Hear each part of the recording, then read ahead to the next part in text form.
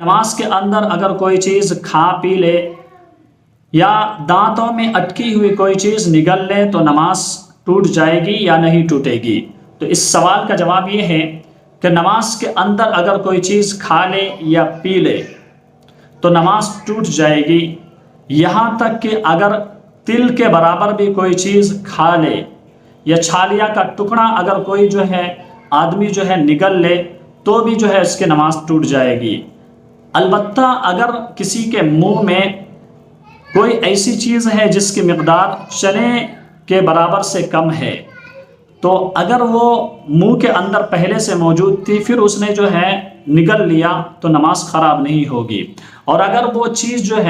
چنے کے برابر تھی یا چنے سے زیادہ بڑی تھی تو نماز کے اندر اگر اس نے حلق کے اندر داخل کر لیا یعنی نگل لیا تو نماز اس کی خراب ہو جائے گی، نماز ٹوٹ جائے گی۔